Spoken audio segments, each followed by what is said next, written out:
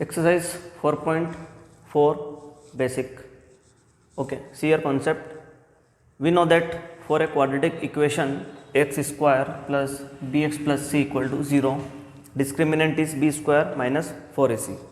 इस एक्सरसाइज के अंदर आपको क्या करना है, डिस्क्रिमिनेंट का एक फॉर्मूला आपको लर्न करना है. कौन सा? B square minus 4ac.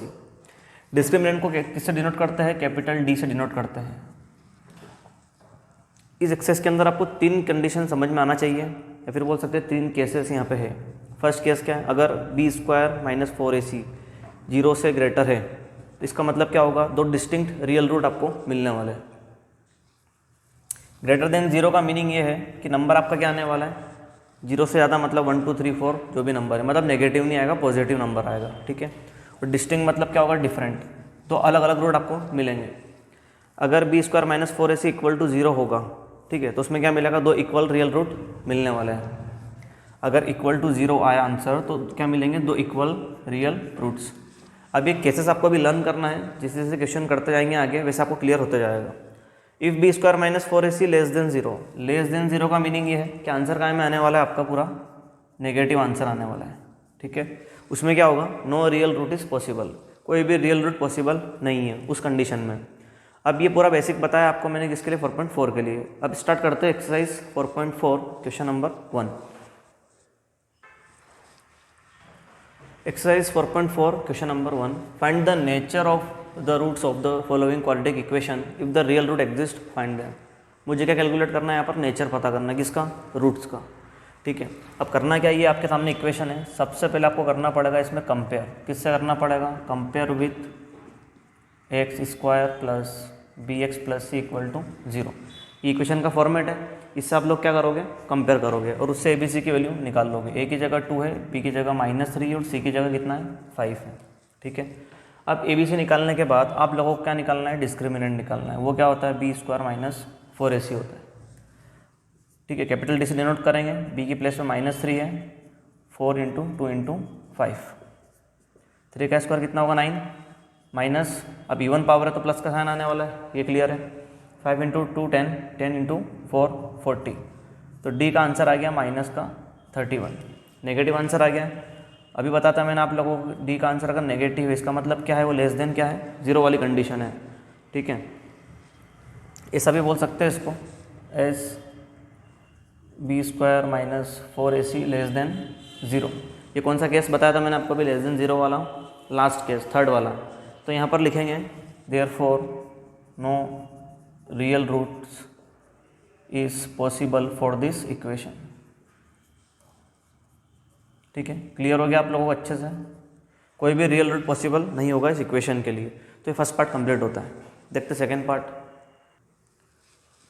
Okay, सी सेकेंड पार्ट. यहाँ पर देखते सेकेंड पार्ट के लिए कंपेयर किया और ए बी सी के लिए निकाल लिया. ए की जगह पे 3, बी की जगह पे -4√3 और सी की जगह पे 4. डिस्क्रिमिनेंट का फॉर्मूला आप लोगों को क्लियर है क्या होता है? B square minus 4ac. B की प्लेस पर रख दिया माइनस का 4√3 और उसका स्क्वायर. ऐसे ही ए की प्लेस पे 3 और सी की जगह पे 4. अब इवन पावर है तो आंसर क्या आने वाला है? पॉजिटिव आने वाला है. अब 4 का स्क्वायर होगा 16 और √3 इंटू √3 कितना होता है? 3. ठीक है. अब ये कितना होगा? 48. 16 3 या 48 माइनस का 48, तो डी कितना आ जाएगा? 0. ठीक है. यहाँ पर ध्यान देना, अगर नहीं समझ में आ रहा है तो बता रहा हूँ मैं. माइनस का 4√3 into -4√3, minus minus cancel. 4 into 4 कितना होता है? 16. √3 इंटू √3 कितना होता है? 3. उस हिसाब से कितना आएगा? 48. ठीक है. अब कंडीशन यहाँ पर क्या आ गई आपके पास? डी कितना आ गया? 0 आ गया. तो कौन सा केस लग गया?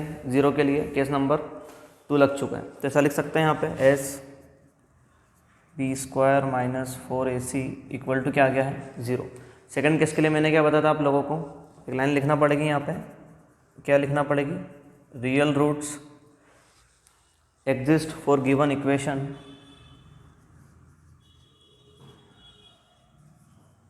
And are equal to each other. वो क्या होगा? एग्जिस्ट करेंगे उसके लिए और इक्वल होगा एक दूसरे से. उसके लिए एक फार्मूला आप लोगों को बता देता हूँ. कौन सा फार्मूला लगने वाला है? x equal to minus b plus minus square root के अंदर क्या आएगा? डी और अपॉन में क्या आएगा? 2a. इस फॉर्मूले के अंदर वैल्यू आपको पुट करके सोल्व करना है. ठीक है. तो बी की प्लेस पर क्या माइनस का 4√3 प्लस माइनस, और डी की जगह पे क्या आ रहा है 0 आ रहा है, और 2 का 2, और ए की प्लेस पर आ रहा है 3। तो कहने का मतलब ये कितना आएगा 4√3, और उसके बाद प्लस माइनस क्या आएगा 0, और अपॉन में क्या आएगा 6। ठीक है, यहाँ तक क्लियर है। अब इसके बाद क्या है कि प्लस माइनस 0 भी लिखा है तो उससे कोई फ़र्क तो पड़ना नहीं। अगर पॉजिटिव नेगेटिव भी लेकर चलते तो दोनों आंसर क्या आएंगे, सेम आएंगे। Taking positive and negative sign, तो दोनों का आंसर क्या आएगा, सेम ही आएगा। x इक्वल टू 4√3 अपॉन में 6, दोनों को कैंसिल करके आंसर लाना पड़ेगा। तो आंसर आने वाला है 2√3 अपॉन 3, और एक और आंसर क्या आएगा x इक्वल टू 2√3 अपॉन 3। तो दोनों के दोनों रूट्स क्या है, इक्वल है। ये बात हुई थी कि टू रूट्स क्या होंगे, इक्वल होंगे। तो दोनों का आंसर क्या आ चुका है 2√3 अपॉन में 3, 2√3/3।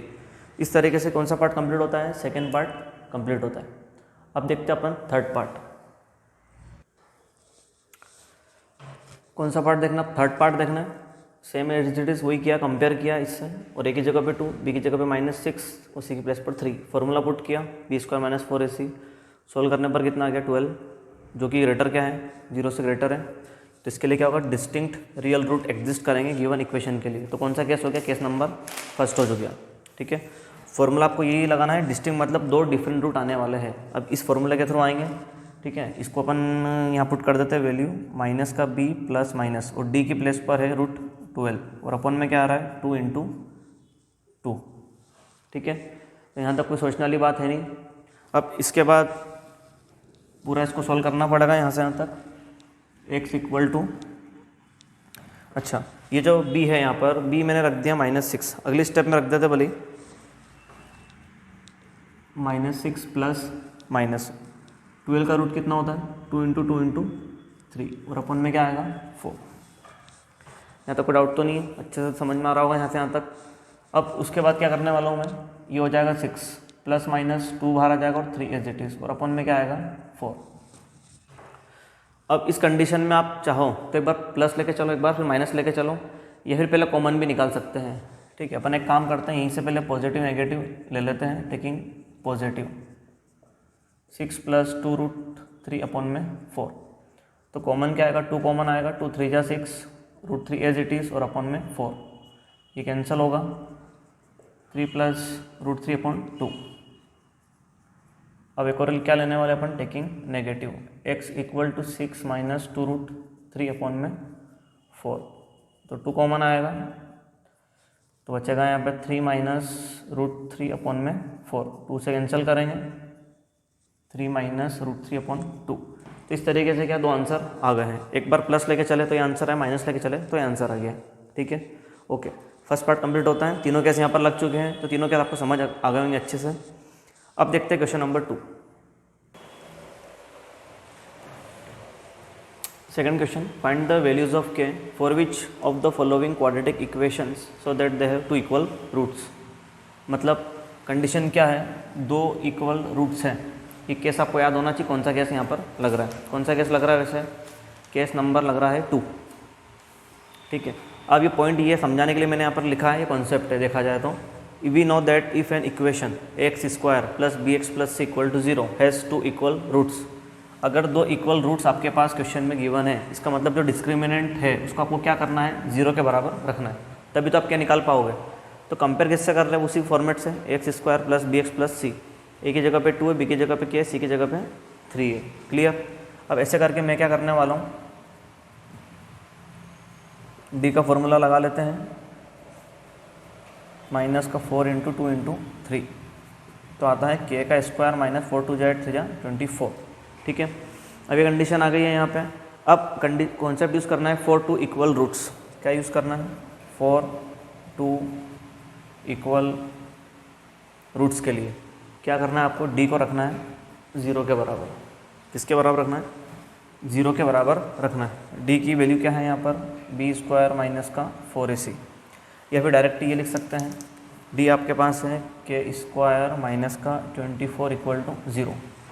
ठीक है, ऐसे करके क्या फाइंड आउट करना है, k की वैल्यू फाइंड करनी है। k² इक्वल टू क्या आएगा 24 24 का स्क्वायर रूट आपको निकालना है इस तरीके से। 2 से गया 2 टाइम, 2 से गया 6 टाइम, 2 से गया 3 और 3 1, 2 इंटू 2 इंटू 2 इंटू 3। तो क्या आने वाला है, 2 बाहर आएगा और उसके बाद अंदर क्या बचेगा, 6 बचेगा। प्लस माइनस आपको यूज़ करना है, ठीक है। तो आंसर क्या आ गया, k equal two plus minus 2√6। Clear. इस तरीके से क्वेश्चन क्या होता है, कंप्लीट होता है। सेकेंड पार्ट देखते हैं। Okay see here, second part देखते हैं। अब सेकेंड पार्ट में आपको क्या कर रखा है कि इक्वेशन को सोल्व करके नहीं दिया प्रॉपर, जो क्वाड्रेटिक इक्वेशन होती है। तो kx को क्या करना पड़ेगा, पहले इससे मल्टीप्लाई करना पड़ेगा, ठीक है। तो बन जाएगा ये kx स्क्वायर माइनस का 2kx प्लस का 6 इक्वल टू 0। अब ये वाला फॉर्म किसके जैसा हो गया, जो फॉर्मेट होता है ये होता है क्वाड्रेटिक का, x square plus b x plus c equal to 0। इस फॉर्मेट में आपको हर इक्वेशन लाना पड़ती है, ठीक है। लेकर आ गए आप। नोट वो का वही है जो मैंने पहले लिखवाया था आप लोगों को। We know that if an equation has 2 equal roots it discriminant will be 0। Compare करके ए बी सी निकालना, ए की जगह पे आएगा के, बी की जगह पे आएगा माइनस का 2k और सी की जगह पे कितना आएगा 6 आ जाएगा, ठीक है। फॉर्मूला वही पुट करना है, d equal to b square, b की जगह पे वैल्यू रखी है और 4 इंटू के इंटू 6 हो जाएगा 4k स्क्वायर माइनस 6 4 जा कितना होगा 24k। अब वो पॉइंट यूज़ करना है, 4 two equal roots, 4 two equal roots के लिए d को क्या रखना है, 0 रखना है। तो d अपने पास क्या है, d अपने पास है 4k स्क्वायर माइनस का 24 इक्वल टू 0। अब हर जगह आपको पावर 2 दिख रही है तो वहाँ पर कोड लगाना पड़ेगा। कौन सा कोड लगाना, CISF। इसका मतलब होता है कॉमन निकल रहा तो कॉमन निकालना, नहीं तो आइडेंटिटी लग रही है तो फिर आइडेंटिटी यूज़ करेंगे। थर्ड है स्प्लिटिंग और फोर्थ है फॉर्मूला। तो मैं यहाँ पर क्या करने वाला हूँ, कॉमन निकाल रहा हूँ। क्या कॉमन आएगा, 4k, अंदर बचेगा k, ठीक है। अब इसके बाद क्या होगा कि 4k को भी 0 के बराबर रख सकते हैं और k माइनस 6 को भी 0 के बराबर रख सकते हैं।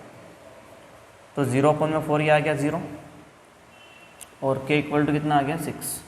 इस तरीके से दो आंसर आ गए हैं। तो वैल्यू ऑफ k मतलब आपने निकाल ली है। अगर स्क्वायर रूट आ रहा है तो नेगेटिव प्लस माइनस आपको साइन यूज़ करना है। और यहाँ पर चाहते आप अगर तो इस पूरे को 0 भी कर सकते थे, उससे क्या होगा एक वैल्यू कम हो जाती। तो इसलिए 0 नहीं करना है। अगर ऐसी कंडीशन आ जाए, जितनी वैल्यू k की पॉसिबल हो रही है उतनी आपको निकाल कर बतानी पड़ेगी। कितनी पॉसिबल आ रही है, 0 और 6। ओके, तो ये क्वेश्चन नंबर क्या होता है 2 आपका कंप्लीट होता है। Okay, thank you.